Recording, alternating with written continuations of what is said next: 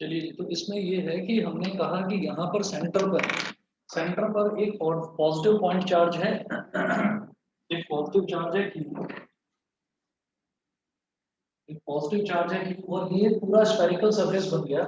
अब इस spherical surface पर हमने एक छोटा सा टुकड़ा ले लिया, सरफेस एरिया का छोटा सा टुकड़ा ले लिया, जिसको मैं बोल दूंगा ds। ठीक है, तो ये हम यहाँ पर एक छोटा सा टुकड़ा ले लेते हैं, किसी भी शेप का आप ले लो। फॉर एग्जाम्पल मैंने एक ऐसी शेप ले ली, ये इसकी सरफेस पर है, ये छोटा सा टुकड़ा, इसको मैंने बोल दिया ds। तो जब मैं इलेक्ट्रिक फील्ड कैलकुलेट करता हूँ, तो ये जो चार्ज है ये प्लस क्यू चार्ज है। इलेक्ट्रिक फील्ड हमने बताया था कि जब हम एक पॉइंट चार्ज की बात करते हैं तो इलेक्ट्रिक फील्ड पॉजिटिव चार्ज में से निकलता हुआ होता है, पॉजिटिव चार्ज में से दूर की तरफ जाता हुआ होता है। तो क्या होगा कि यहाँ से और यहाँ तक अगर ये डिस्टेंस स्मॉल आर है, तो इलेक्ट्रिक फील्ड ऐसे बाहर की तरफ जाता हुआ होगा, ई वेक्टर। दूसरा, जो हमारा अगर ये एरिया ds है, तो एरिया वेक्टर इस एरिया के नॉर्मल होगा, एरिया वेक्टर इस छोटे से एरिया के नॉर्मल होगा, यानी कि ये ds वेक्टर। तो ई वेक्टर और ds वेक्टर दोनों एक डायरेक्शन में हो गए। ठीक है, तो इसका मतलब जो हमारा इलेक्ट्रिक फ्लक्स है वो कितना हो जाएगा, हम यहाँ पे लिखेंगे कि फ्लक्स थ्रू, अभी इसमें मैं गॉस थ्योरम कहीं पर भी नहीं लगा रहा हूँ, अभी तो मैं सीधा सीधा फ्लक्स कैलकुलेट कर रहा हूँ। तो मैं ये कहूंगा flux through small area, flux through small area ds vector,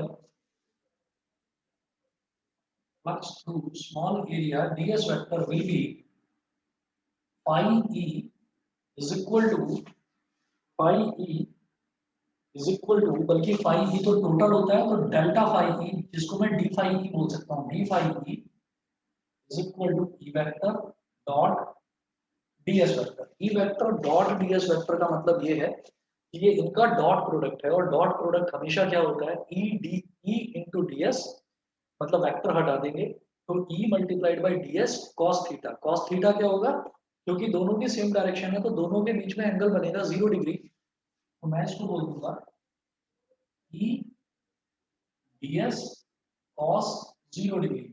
reason में लिख देना, because e vector and ds vector are both in the same direction. जब दोनों सेम डायरेक्शन में है तो दोनों के बीच में बनने वाला एंगल जो है वो भी 0 डिग्री होगा, theta is equal to 0 degree. बेटा यहाँ तक बता दीजिए, सभी को क्लियर है? Yes sir. ठीक है, तो ये हो गया E into D S, D phi E is equal to E into D S, ये हमारे पास आ गया। ये करने के बाद में फिर हम ये कहेंगे कि अगर इस पॉइंट पर जहां पर हम इलेक्ट्रिक फील्ड कैलकुलेट कर रहे हैं,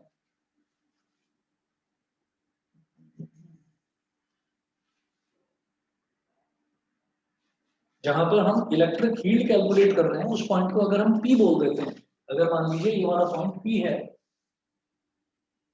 हम ये कहेंगे कि electric field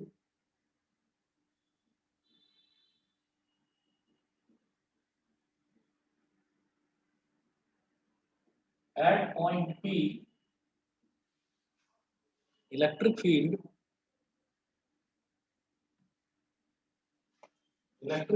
at point P, at point capital P is given as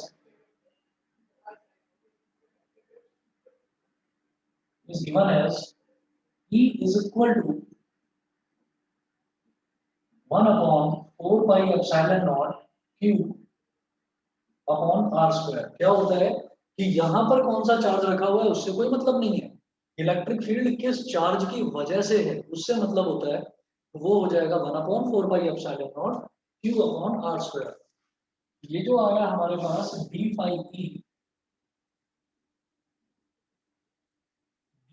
E is equal to EDS, इसको बोलिए equation number 1। E is equal to 1 upon 4 pi epsilon naught Q upon r square, इसको बोलिए equation number 2।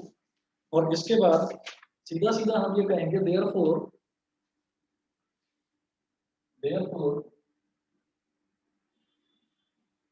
Total flux through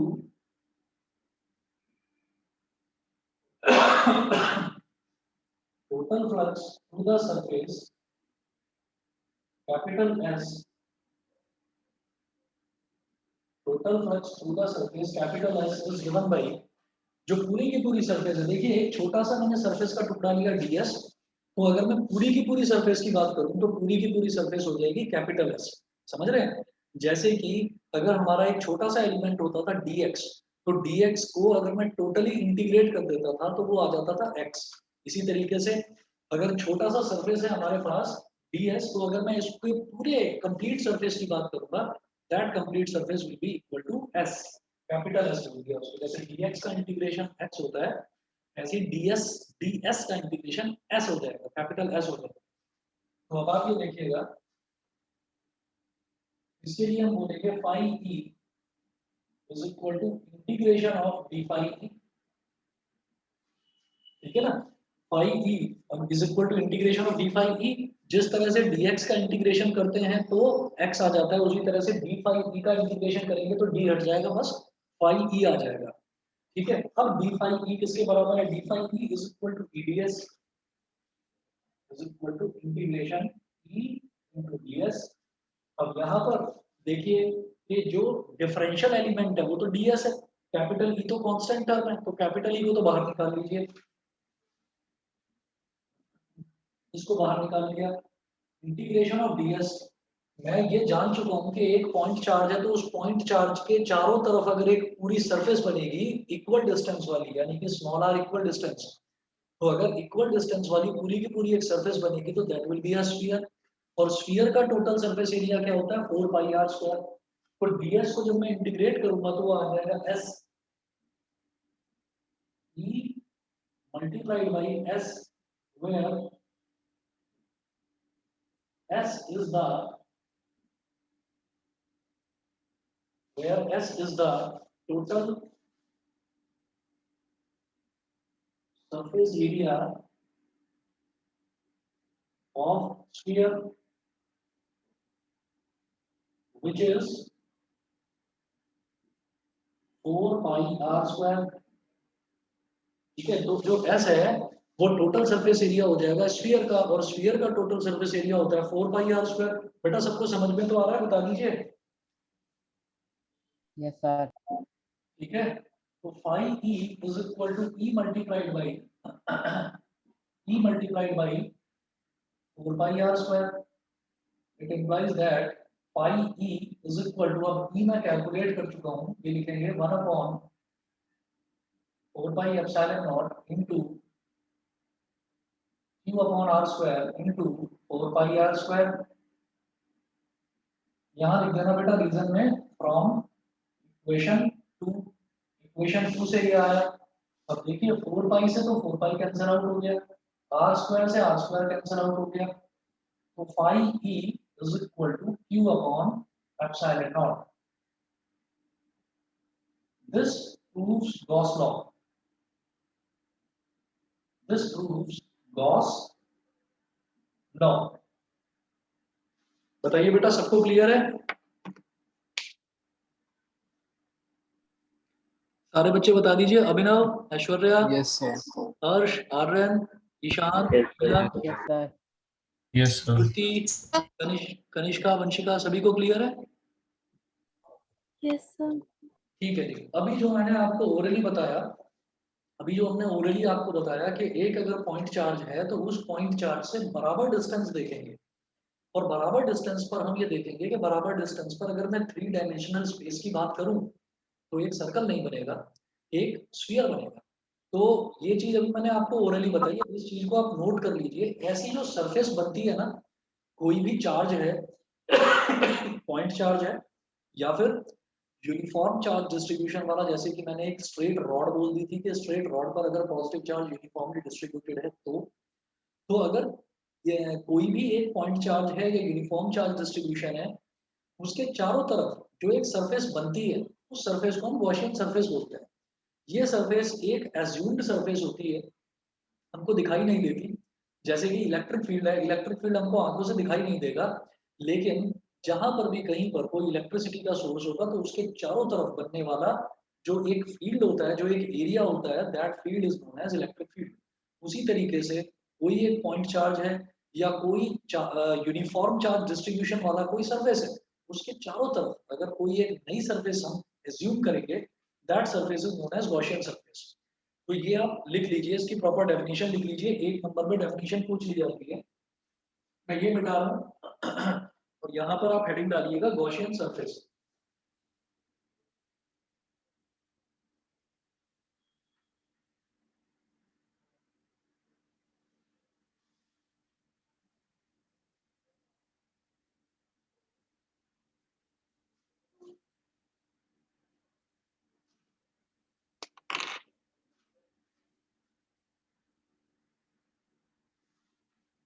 यहाँ पर लिखेंगे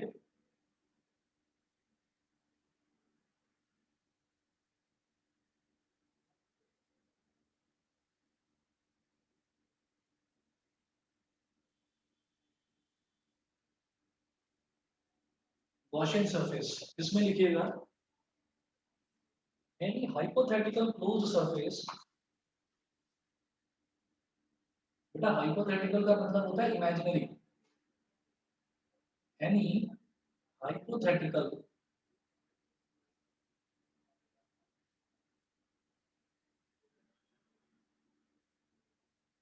any hypothetical closed surface, and closing a charge is called any hypothetical closed surface, and closing any hypothetical closed surface and closing a charge is called the Gaussian surface of that charge. Is called the Gaussian surface of that charge. Is called the Gaussian surface of that charge.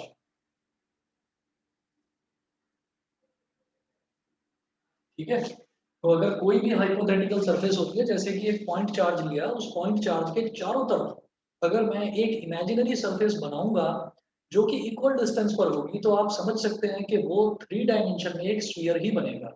उसके बाद हम क्या करते हैं कि जैसे Gauss Gauss theorem है, तो गॉस थ्योरम को यूज करके मैं अलग अलग चीजें जो है वो डिराइव कर सकता हूँ। तो नेक्स्ट टॉपिक आपका आता है कि proof of Coulomb's law using Gauss theorem. Proof of Coulomb's law, Coulomb's law क्या होता है? F is equal to 1 upon 4 pi epsilon naught Q1 Q2 upon R square। तो मैं गॉस थ्योरम को यूज करके, यानी कि phi is equal to phi E electric flux is equal to Q upon epsilon naught, इस theorem को use करके मैं कूलम्स लॉ प्रूव करने की कोशिश करूंगा। तो आप नेक्स्ट हेडिंग डालेंगे deduction of Coulomb's law from Gauss theorem.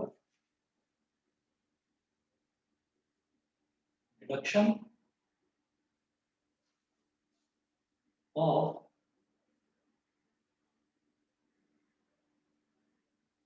Deduction of Coulomb's law from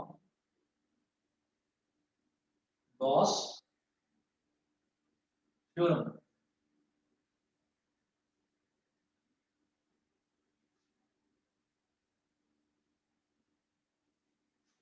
deduction of Coulomb's law from Gauss theorem लिखेंगे consider an isolated positive charge, or consider an isolated positive point charge small q. Consider an isolated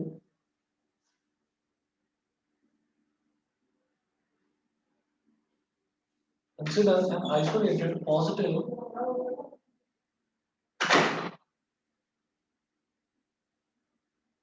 consider an isolated positive point charge small q full stop. We select a spherical surface of radius small r. We select a spherical surface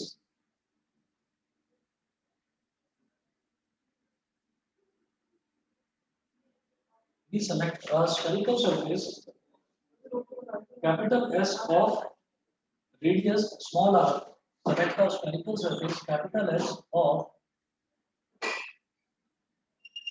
radius small r centered at charge q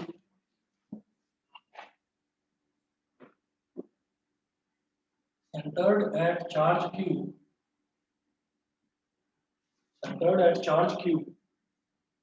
as the Gaussian surface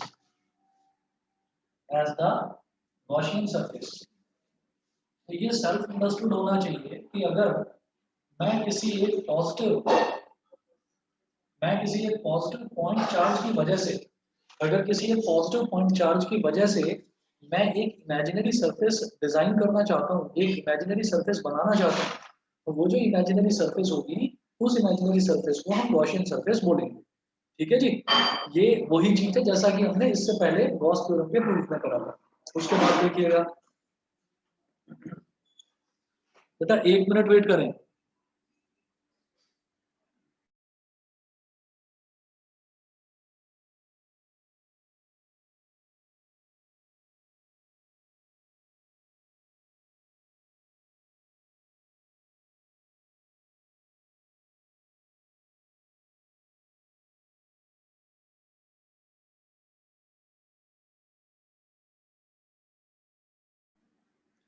ठीक है, अब मैं इस तरफ कर रहा हूं उसको।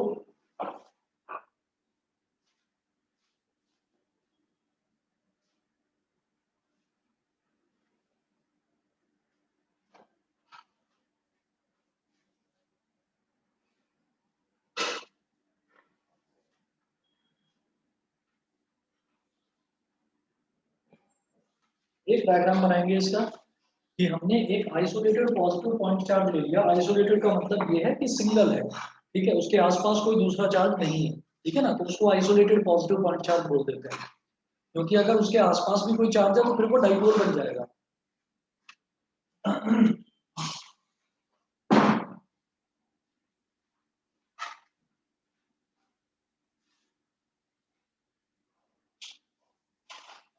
ये पॉइंट चार्ज हो गया। इस पॉइंट चार्ज के चारों तरफ मैंने एक सरफेस बना दी, गॉसियन सरफेस, यानी कि एक स्फीयर बना दिया। इसको यहाँ पर मेंशन कर दीजिए Gaussian surface.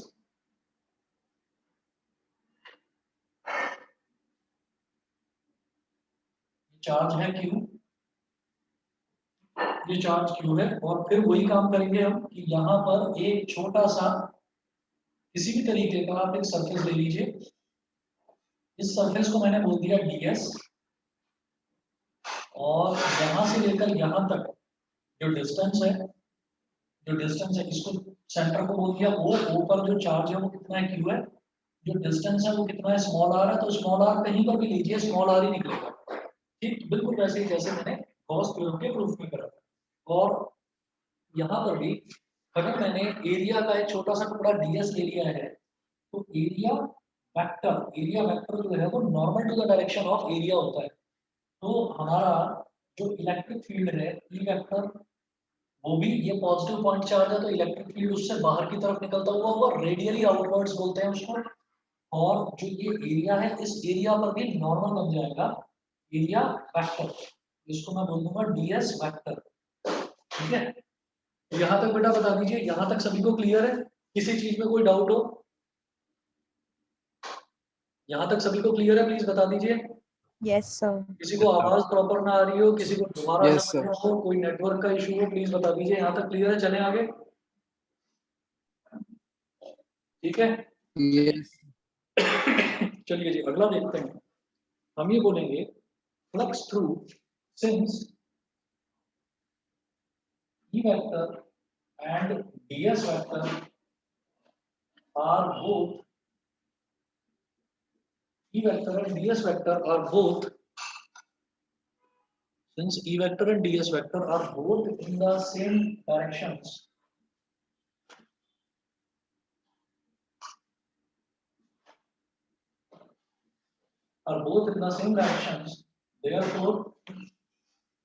therefore flux through area ds vector, therefore flux through area ds vector, ये जो एरिया ds वेक्टर है इसके थ्रू फ्लक्स कितना हो जाएगा, वही E vector dot ds vector. तो d phi E is equal to E vector dot ds vector. अच्छा, दोनों के दोनों सेम डायरेक्शन में है तो दोनों के बीच का एंगल हो जाएगा 0 डिग्री। क्या बोलेंगे, E ds cos 0 degree, cos 0 degree again 1 होता है, ये क्या हो गया E इंटू ds। तो हमारा d फाई E की वैल्यू आ गई E ds, इसको अगेन आप वैसे ही जैसे इससे पहले बोला था, ये हमारी इक्वेशन नंबर 1 होगी। फिर हम ये कहेंगे कि net flux, therefore net flux through net flux through closed area, net flux through closed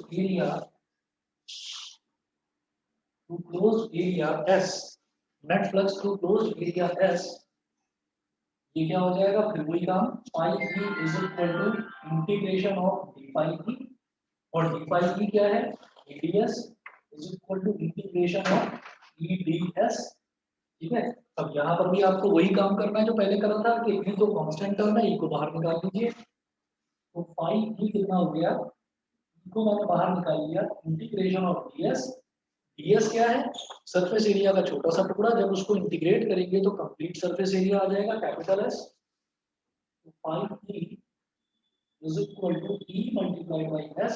मैं जानता हूं कि गॉसियन सरफेस क्या है, यहाँ पर स्फीयर है, स्फीयर का total surface area 4 pi R square होता है, तो एस की जगह लगाएंगे 4 pi R square, E multiplied by 4 pi R square, ये हो गया। ठीक है, तो यहाँ पर बस आप फाई ई की वैल्यू इतनी कैलकुलेट करके छोड़ दीजिए, इसको बोल दीजिएगा इक्वेशन नंबर 2। ठीक है, आप ये देखिए मैंने अभी तक करा क्या है, मैंने अभी तक एक तो यहाँ पर डी फाई ई कैलकुलेट करा था, मतलब छोटे से एरिया के लिए छोटा सा फ्लक्स कितना होगा वो कैलकुलेट करा था। उसके बाद मैंने क्या करा कि पूरा का पूरा जो गॉसियन सरफेस है, पूरा का पूरा जो एरिया है, मैंने उसके लिए कंप्लीट फ्लक्स, टोटल फ्लक्स मैंने कैलकुलेट कर लिया है। अभी तक सिर्फ इतना करा है। मेरा टारगेट क्या है, मैं कूलम्स लॉ को प्रूव करना चाहता हूँ using Gauss theorem. Gauss theorem क्या होती है, phi E is equal to Q upon epsilon not. तो अब मैं ये कहूंगा, जैसे पाई ई की वैल्यू ये हो गई, तो मैं ये कहूंगा by using now by using Gauss theorem, by using Gauss theorem, phi e is equal to q upon epsilon naught. Put this value in equation 2. Put this value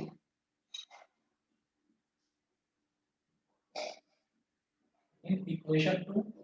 Equation 2 में इस वैल्यू को डालेंगे, phi e की value को, ये हो जाएगा q upon epsilon naught is equal to e multiplied by 4 pi r square। ठीक है, तो यहाँ से e की वैल्यू क्या आ गई, 1 upon 4 pi R square into Q upon sir epsilon naught. हाँ जी बताइए। सर ई की वैल्यू यहाँ पे एफ अपॉन वो क्यू नॉट भी डाल देंगे तब भी तो आ ही जाएगा ना, 4 पाई स्क्वायर नीचे चला जाएगा फिर। मैं वही करने वाला हूँ, पहले ये बताइए ई की वैल्यू समझ में आ गई अच्छा ओके सर। है ना, ई की वैल्यू तो आ गई, इलेक्ट्रिक फील्ड तो आ गया है ना। अब इसके बाद आप ये देखिएगा कि जब मेरे पास इलेक्ट्रिक फील्ड आ गया, इसको हम बोल देंगे इक्वेशन नंबर 3। इसके बाद हम ये कहेंगे कि force on the point charge Q not, thus force on the point charge q naught placed at any point on the surface capital S, placed at any point on the surface is that any point on the surface capital S is given as क्या होता है, हम ये जानते हैं कि F is equal to Q naught into E, ठीक है। इलेक्ट्रिक फील्ड में अगर इलेक्ट्रिक फील्ड हमने निकाल लिया, इस पॉइंट पर इलेक्ट्रिक फील्ड आ गया, तो अगर इसी पॉइंट पर मैं कोई एक चार्ज रख दूं Q naught, तो इलेक्ट्रिक फील्ड में और फोर्स में ये रिलेशन होता है कि force is equal to charge into electric field. तो मैंने अगर कोई चार्ज Q naught यहाँ पर रख दिया तो फोर्स कितना हो जाएगा, Q naught into E। अब E की वैल्यू क्या हो जाएगी, वो यहाँ पर डाल दीजिए। From equation 3 F is equal to, from equation 3 F is equal to 1 upon 4 pi r square 1 upon 4 pi r square Q upon epsilon naught। ये क्या हो गया, ये E की वैल्यू हो गई into Q naught। अब क्या करो, epsilon naught को इधर लिख लो आप, F is equal to 1 upon 4 pi epsilon naught Q naught upon r square। तो वही चीज हो गई कि दो चार्जेस जो थे, दो चार्जेस अगर Q1 Q2 होते हैं तो 1 upon 4 pi epsilon naught Q1 Q2 upon r square होता है। अब दो चार्जेस क्या हैं, यहाँ पर तो चार्ज Q है और इस जगह पर आप चार्ज रख दीजिए कोई Q naught, यहाँ पर आप चार्ज रख दीजिए Q naught, तो F is equal to 1 upon 4 pi epsilon naught Q into Q naught upon r square। This proves Coulomb's law. बताइए जी, क्लियर है? Yes sir.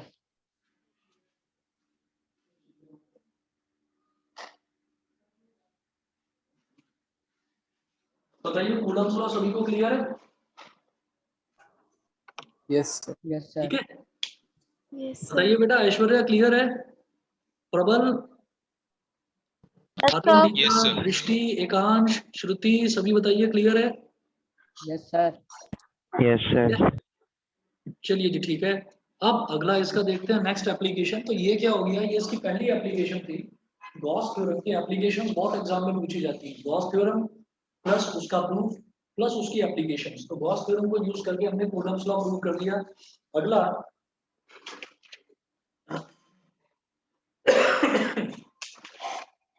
अगला है इलेक्ट्रिक फील्ड। हेडिंग डालेंगे electric field due to an infinitely long straight charged wire.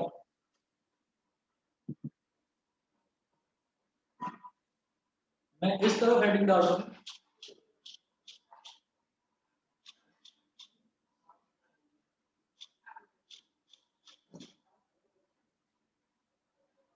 हाँ जी कुछ बोल रहे थे, बताएंगे? नहीं, चलिए ठीक है। ये हमारा कूलम्ब्स लॉ हो गया। यहाँ लिख लीजिए this proves Coulomb's law. This proves Coulomb's law, ये हो गया। अगला लिखेंगे electric field due to an infinitely long straight charge wire.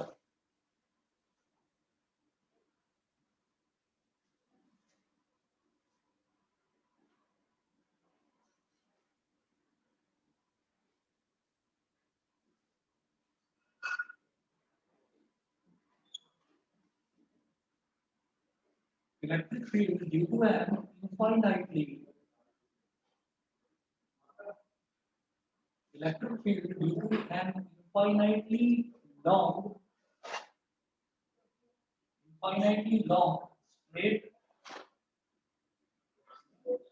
charged wire।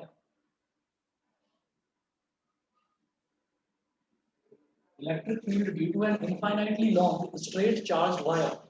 ठीक है, तो यहाँ पर मैं एक स्ट्रेट चार्ज वायर की वजह से, स्ट्रेट चार्ज वायर ऐसे ही हो गया जैसे कि कोई मान लीजिए एक स्ट्रेट रॉड हो और वो रॉड जो है वो यूनिफॉर्मली चार्ज हो। तो उसकी वजह से अगर मेरे को इलेक्ट्रिक फील्ड कैलकुलेट करना है तो इलेक्ट्रिक फील्ड किस तरह से कैलकुलेट करेंगे देखिएगा, नोट करेंगे यहाँ पर सभी बच्चे। Consider a thin infinitely long. Infinitely long का मतलब क्या है, उसकी जो लेंथ है वो लगभग इन्फिनिटी के बराबर होती है। ठीक है, देखिएगा Consider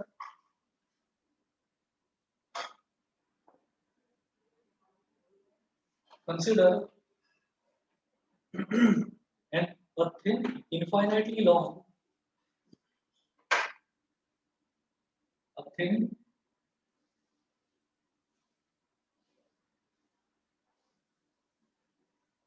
consider a thin, infinitely long straight wire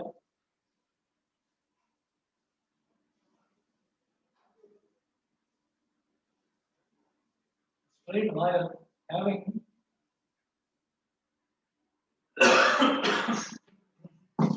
a uniform linear charge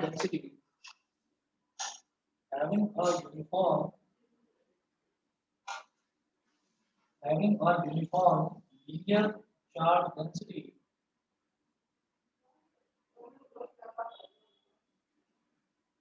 having a uniform linear charge density lambda coulomb per meter, lambda lambda coulomb per meter। ठीक है, तो जब हम ये कहते हैं कि कोई भी मैं अगर मान लीजिए स्ट्रेट चार्ज वायर ले रहा हूँ, तो स्ट्रेट चार्ज वायर का मतलब ये नहीं है कि सारा का सारा चार्ज किसी एक जगह पर कंसंट्रेटेड होगा। यूनिफॉर्म है, यूनिफॉर्म मतलब चार्ज जो है वो यूनिफॉर्मली डिस्ट्रीब्यूटेड है। और जब एक स्ट्रेट वायर है तो स्ट्रेट वायर का मतलब क्या है कि ये लीनियर चार्ज डिस्ट्रीब्यूशन का केस है। और लीनियर चार्ज डिस्ट्रीब्यूशन के केस में मैं लीनियर चार्ज डेंसिटी लेता हूँ। लीनियर चार्ज डेंसिटी को हम लैम्बडा बोलते हैं। याद होगा सरफेस चार्ज डेंसिटी को हम सिग्मा बोलते हैं और वॉल्यूम चार्ज डेंसिटी को हम रो बोलते हैं।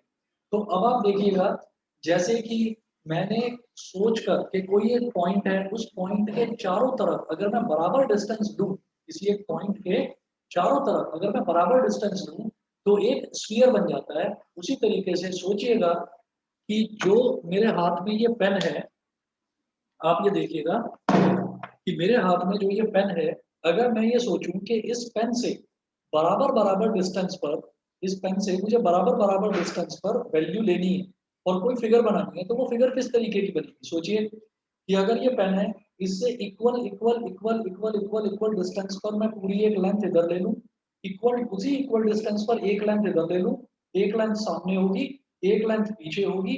तो ऐसी बहुत सारी लेंथ अगर हम ले लें तो एक क्या बन जाएगा? सिलेंडर बन जाएगा।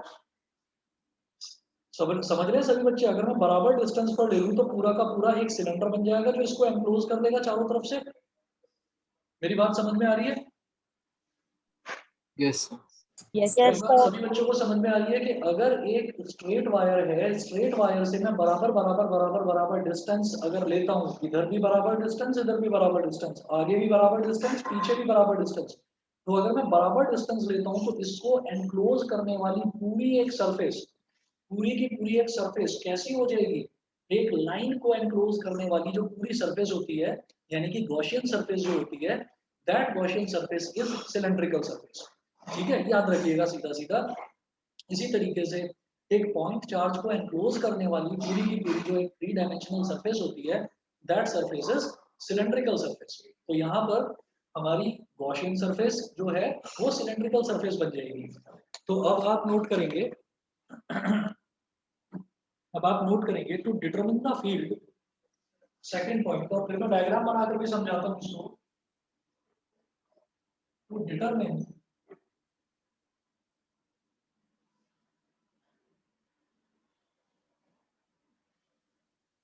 the field at a distance small r from the line charge, determine the field at a distance small r from the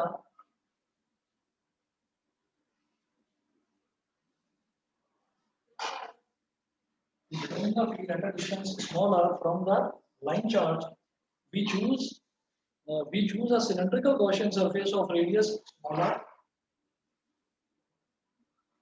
We choose a cylindrical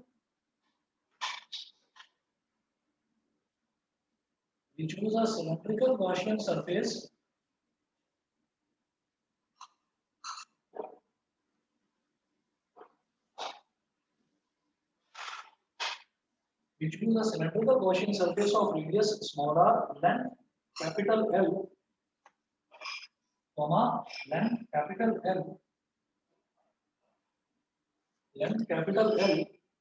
and with its axis along the line charge, and with its axis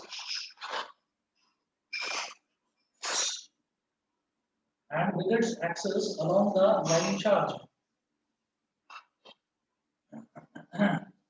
with its axis along the line charge. अब देखिएगा कि मैं यहाँ पर क्या कर रहा हूँ, देखो एक मैंने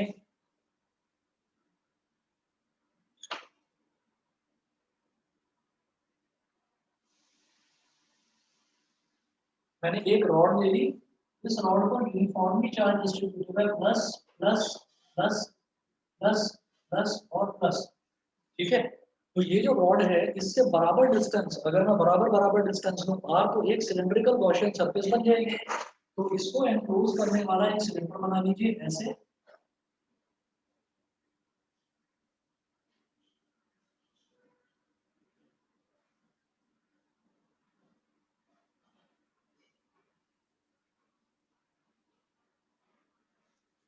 एक सिलेंड्रिकल गॉसियन सरफेस हो गई।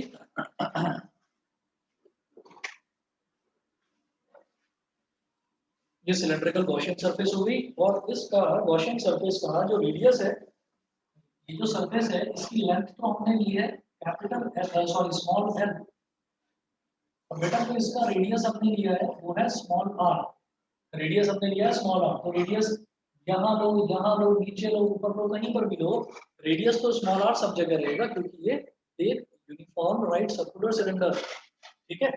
अब इसके बाद मैं क्या करूंगा, हम यहाँ पर देखेंगे कि ये जो राइट सर्कुलर सिलेंडर है इसकी जो सरफेसेस है, तो एक सिलेंडर जो होता है, एक सिलेंडर की अगर मैं पूरी कंप्लीट टोटल सरफेस की बात करूं, तो टोटल सरफेस एरिया में 3 सरफेसेस आती हैं। एक तो आता है बेटा इसका कर्व सरफेस, एक आता है ऊपर जो टॉप पर जो सर्कल बन रहा है उस सर्कल का सरफेस, और एक जो बॉटम में सर्कल बन रहा है उसका सरफेस। मेरी बात सबको समझ में आ रही है कि अगर मैं सिलेंडर की बात करता हूँ, तो सिलेंडर में एक तो आता है कर्व सरफेस, एक आता है टॉप वाला सर्कल का सरफेस, और एक आता है बॉटम वाले सर्कल का सरफेस। यहाँ तक क्लियर है सभी को? चले आगे, सभी को क्लियर है भाई? शांत बैठे हैं, बता दो दीजिए please. Yes, sir. Yes, sir. ठीक है, चलिए जी, तो आगे देखते हैं। इसमें मैंने ये कहा कि ये वाला जो कर्व सरफेस है इसको मैंने बोल दिया S1, ऊपर वाले सरफेस को मैंने बोल दिया S2, और जो नीचे वाला सरफेस है इसको मैंने बोल दिया S3, S1 S2 S3, ये हो गया। उसके बाद हम ये कहेंगे यहाँ पर ये तो टोटल सरफेस हो गई। अब अगर मैं ऊपर वाले सरफेस पर एक छोटा सा सरफेस का टुकड़ा लेता हूँ, चलो जी, यहाँ पर हमने एक सरफेस का टुकड़ा ले लिया, तो इस सरफेस के टुकड़े को मैं क्या बोलूंगा, ds1 ये बोलेंगे हम, ठीक है।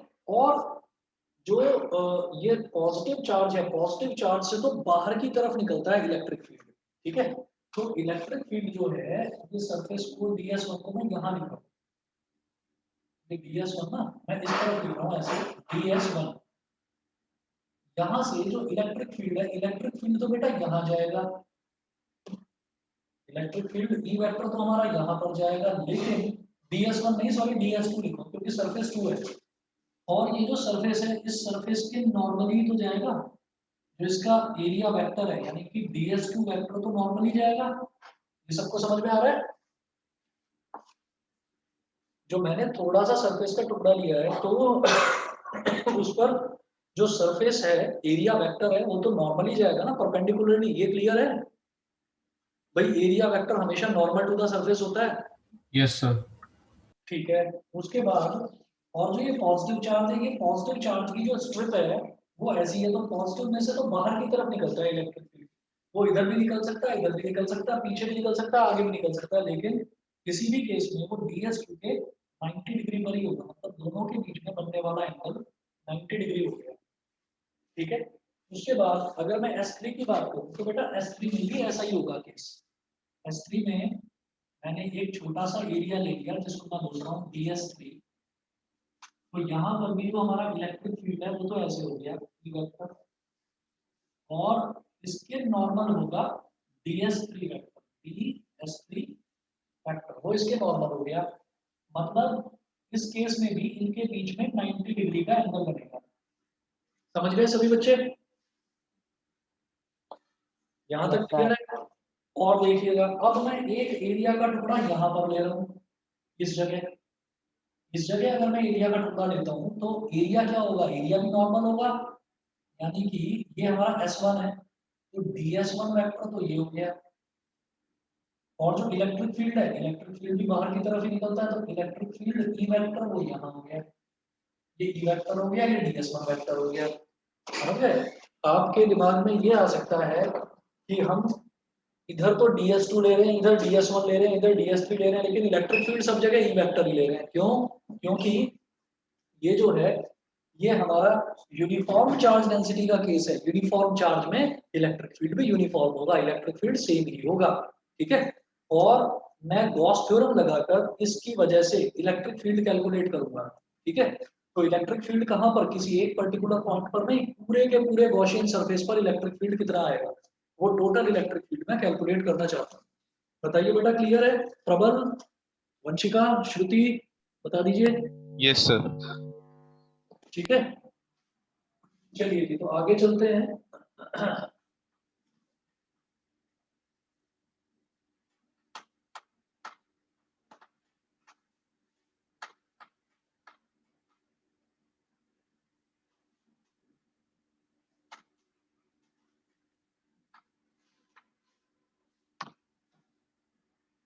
बस एक मिनट।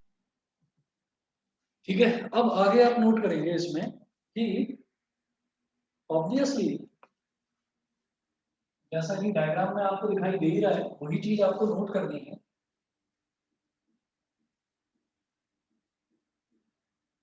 देखेंगे obviously ds1 vector is parallel to e vector, ds1 vector is parallel to e vector. ये जो ds1 वेक्टर है ये e वेक्टर के पैरेलल है, मतलब दोनों सेम डायरेक्शन में। Semicolon, ds2 vector is perpendicular to e vector and ds3 vector is also perpendicular to e vector। ठीक है?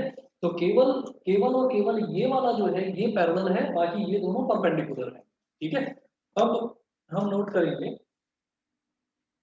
हम लिखेंगे phi e is equal to, therefore net flux मतलब total flux, net flux phi e is equal to integration of e vector dot ds vector, e vector dot ds vector. बस एक काम करते हैं कि जब भी हम किसी क्लोज्ड सरफेस का इंटीग्रेशन निकालते हैं ना, तो क्योंकि ये एक क्लोज्ड सिलेंड्रिकल सरफेस है, तो जब हम उसका इंटीग्रेशन निकालते हैं तो क्लोज्ड सरफेस के लिए, सरफेस ओपन नहीं है, क्लोज्ड है, तो यहाँ पर एक सर्कल बना देते हैं। सर्कल मतलब सरफेस इज क्लोज्ड, सरफेस कहीं से भी ओपन नहीं है, खुली नहीं है। और मैं क्या निकाल रहा हूँ, सरफेस इंटीग्रल, तो यहाँ पर s लिख लेते हैं, ये सिर्फ लिखने के लिए है, बाकी procedure of integration will be the same, फॉर्मूले of integration will be the same, बस ये लिखने के लिए, नहीं भी लिखोगे तो भी चलेगा। ठीक है? तो phi e is equal to इतना। अब यहाँ पर जो सरफेसेस हैं, जो सिलेंडर की कंप्लीट सरफेस है, जो टोटल सरफेस है, it is divided into 3 parts. तो मैं क्या लिखूंगा, integration e vector dot ds1 vector, यहाँ नीचे लिख दीजिए s1। ये S1 सरफेस के लिए, S1 सरफेस क्या है, इसकी कर्व्ड सरफेस एरिया, सिलेंडर का curved surface area, plus E vector into ds2 vector. ये कौन सी सरफेस के लिए, S2 सरफेस के लिए। S2 सरफेस कौन सी है, जो ऊपर जो सर्कल बना हुआ है वो S2 सरफेस है। ठीक है? Plus integration of E vector dot ds3 vector, ये कौन सी सरफेस के लिए, ये S3 सरफेस के लिए है। ठीक है? तो ये टोटल हो गया हमारा। अब इसके बाद आप देखेंगे कि जब मैं E vector dot ds1 vector करता हूं तो बेटा ये हो जाएगा integration of E ds1। Sir हाँ बोलो बोलो। सर ds2 ds3 जीरो हो जाएंगे।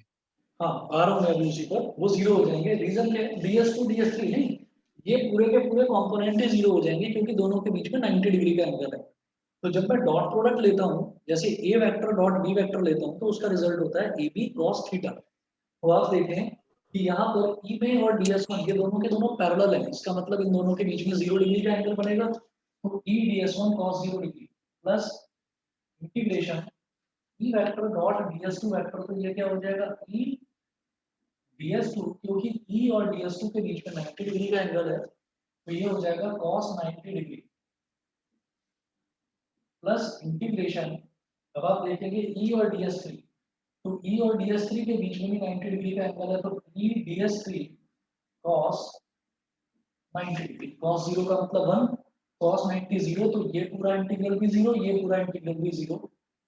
तो इंटीग्रेशन ई ds1 रह गया बेटा बस प्लस 0 प्लस 0।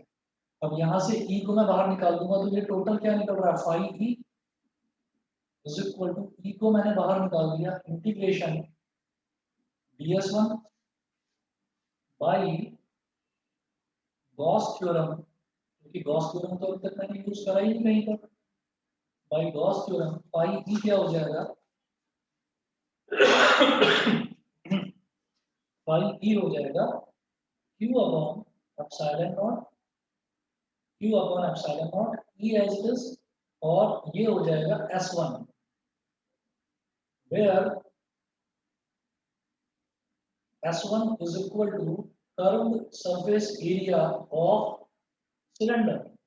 s1 क्या है, s1 ये वाला बीच वाला, यानी कि curved surface area of cylinder. Curved surface area होता है 2 पाई आर एच, यहाँ पर h नहीं है हाइट ऑफ सिलेंडर, सिलेंडर की हाइट मैंने ली है l, तो ये हो जाएगा 2 pi r l, 2 pi r L, ठीक है।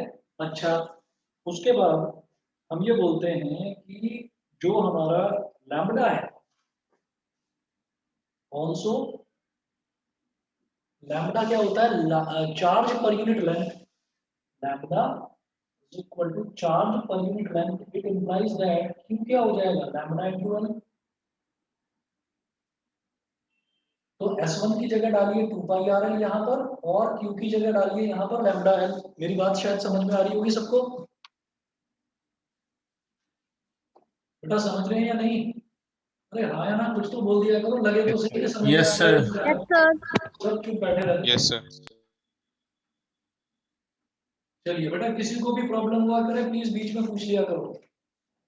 चलिए अब देखिएगा, Q की जगह लिखेंगे लैम्बडा एल, तो Q की जगह मैं यहाँ पर लिखूंगा lambda l upon epsilon not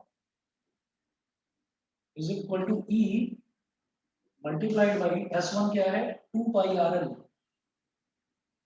2 pi r l, l से तो एल कैंसिल आउट हो गया, बाकी किसी चीज से मतलब नहीं है, सिर्फ इलेक्ट्रिक फील्ड निकालना था। तो E is equal to lambda upon 2 pi r epsilon naught, ये इलेक्ट्रिक फील्ड आ गया lambda upon 2 pi r epsilon naught. बताइए कि सभी को क्लियर है? Yes sir. सभी को क्लियर है? बस इतना कर लीजिए, और इसके 2-3 एप्लीकेशंस और हैं, कल आपकी जो क्लास होगी शाम को 4:30 बजे उसमें कराता हूँ आगे कंटिन्यू, ठीक है? Okay sir. चलिए जी, ओके। और शाम को आपकी मैथ्स की जो क्लास है वो अपने टाइम पर है ही, जो भी बच्चे मैथ्स वाले हैं शाम को मैथ्स की क्लास अपने टाइम पर है 4:30 बजे।